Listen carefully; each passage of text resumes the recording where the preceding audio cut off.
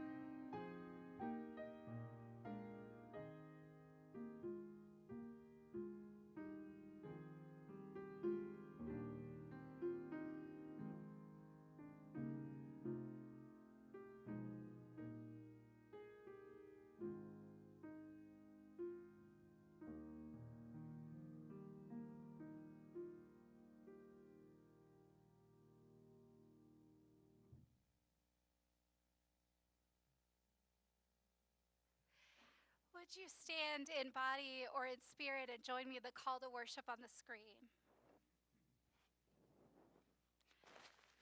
Holy Spirit, light the fire. Holy Spirit, light the fire. Holy Spirit, light the fire. Let's sing together our opening hymn, Every Time I Feel the Spirit.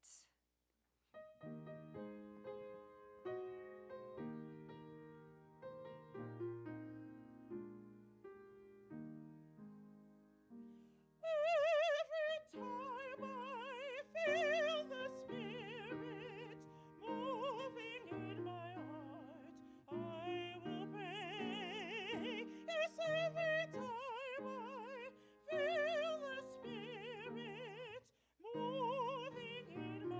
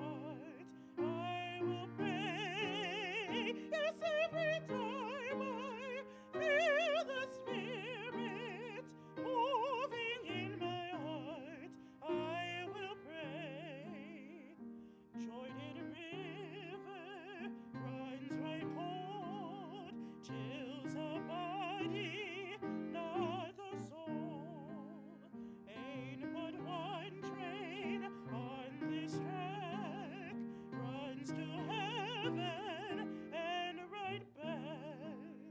Every time I feel the Spirit moving in my heart, I will pray. Yes, every time I feel the Spirit moving in my heart, I will pray. You may be seated. Where you usually sit. I'm just grabbing the microphone.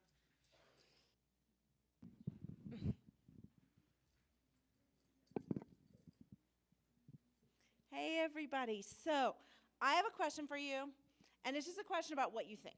So, raise your hand if you think God speaks English. Okay? All right, so raise your hand if you think God speaks Swedish.